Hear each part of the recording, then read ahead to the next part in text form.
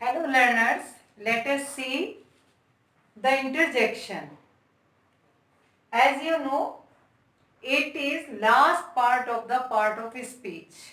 I have already uploaded 7 part of the part of speech: noun, pronoun, verb, adverb, adjective, preposition and conjunction included them.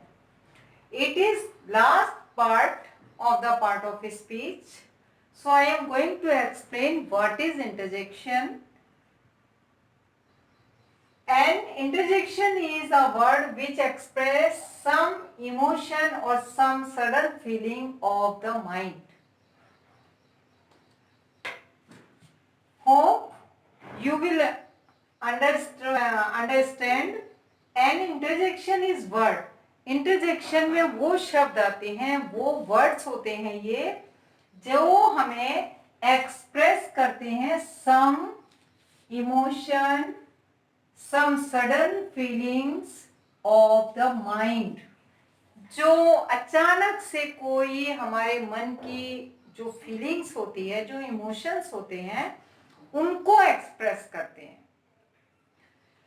अभी कोई भी काम हम कर रहे हैं, अचानक से बैठे हैं और कुछ एकदम से हैप्पी न्यूज मिल जाती है या सैड न्यूज मिल जाती है, तो जो हमारे इमोशन एकदम से एक्सप्रेस होते हैं, एकदम से हमें जागृत होते हैं, उसको हम इंटरजेक्शन बोलते हैं। ठीक है, तो इंटरजेक्शन क्या है? वो शब्द हैं जो हमारे इमोशन को या सडन फीलिंग्स को एक्सप्रेस करते हैं, फिजिकली हमारे सामने आ जाते हैं। अगर अभी कोई सरप्राइजिंग बात होती है तो एकदम सरप्राइज हो जाते हैं, हमारा जो फेस का जो एक्सप्रेशन है वो चेंज हो जाता है एकदम से। अगर कोई सैड न्यूज होती है तो हमारा चेहरा मुरझा जाता है, हमारा फेस डाउन हो जाता है।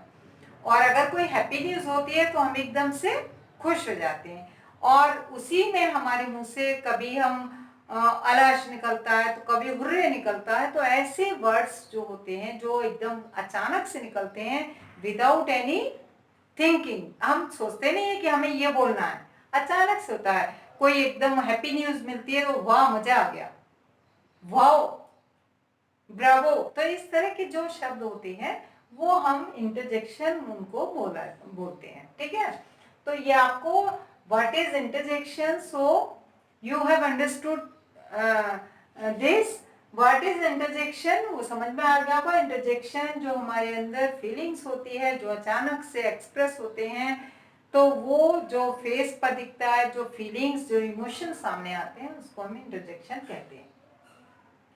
अब इसमें जो एक चीज ये समझने वाली है वो ये है कि it does not form part of sentence. ये सेंटेंस के पार्ट में नहीं आते हैं कि इसका कोई सेंटेंस होता है या सेंटेंस, ये ऐसा बिल्कुल नहीं है। ये मेन चीज है जो आपको समझनी है। It is not form part of the sentence. It is very important thing to know you. ये आपके लिए बहुत ज्यादा जरूरी है कि ये सेंटेंस का पार्ट नहीं कहलाता है, ये केवल एक वर्ड होता है जिससे हमें ये पता चल जाता है कि ये सेंटेंस दुख का है और ये सेंटेंस खुशी का है। Just like alas is not no more. Alas express the feeling of sad. ये हमेशा दुख की फीलिंग को एक्सप्रेस करने के लिए यूज होता है। अलाश का यूज ये सैड के लिए यूज होता है। ही इज नो मोर, अचानक से किसी ने कहा कि वो नहीं रहे, वो खत्म हो गए, तो किसी के लिए भी कहा तो अलाश निकलता है। तो ये शो करता है कि आपको किसी का दुख है। ये हम दुख वाली फीलिंग में, जब सौरो वाली फीलिंग्स आती है तो हमारे मुंह से अलाश निकलता है। ठीक है, दूसरा hurray, Modi ji perform the bhoomi pujan. तो हुर्रे, हुर्रे ये जो है ये आपका है खुशी वाली फीलिंग। हुर्रे होती है आपका जहां हम बहुत खुश होते हैं।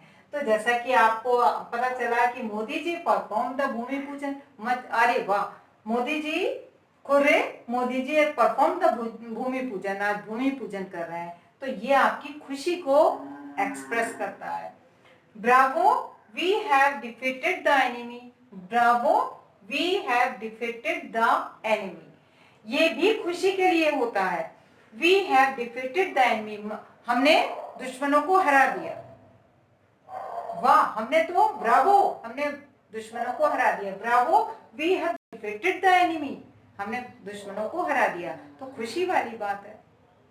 तो यहाँ पे जो ब्रावो है ये भी खुशी के लिए यूज किया जाता है। Ah, I have lost my favourite book, ये एक पछतावा होता है, तो पछतावे के लिए यूज होता है कि अरे मैंने जो अपनी फेवरेट बुक थी वो मेरी खो गई।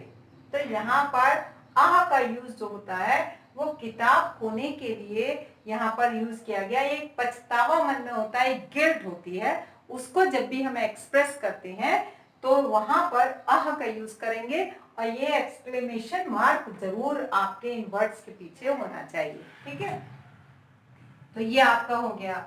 इसके बाद है ओहो, इट गिव अ शॉक। यहाँ ओ, इट गिव अ शॉक, अचानक से कोई एकदम से ऐसी न्यूज हो जाए जिसको आपने कभी सोचा ही ना हो कि ऐसा हो सकता है। ठीक है, और अचानक से ऐसा कोई काम हो जाए जो आपको शॉक कर दे, आपको चौंका दे, आपको एक अचंभित कर दे अचानक से, तो उस कंडीशन में हम ओह का यूज करेंगे।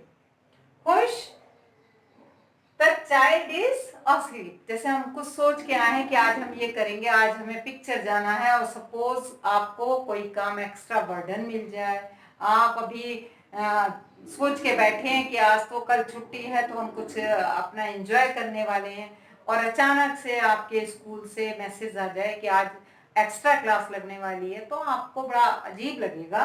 तो वो वाली condition whose the child is asleep, और ये बच्चा तो सो रहा है। तो यहाँ पर इसका यूज जो है ये उसी रिप्रेंड के लिए, या हम एक पछतावे वाली, टायर्डनेस वाली कंडीशन में हम यूज करते हैं।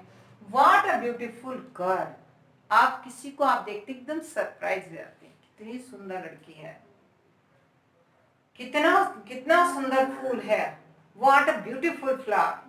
तो उस कंडीशन में जब हम सचमुच में अपनी फीलिंग को एक्सप्रेस करते हैं, क्या सुंदर चीज है, क्या अच्छा है, तो वहां पर व्हाट का यूज होता है।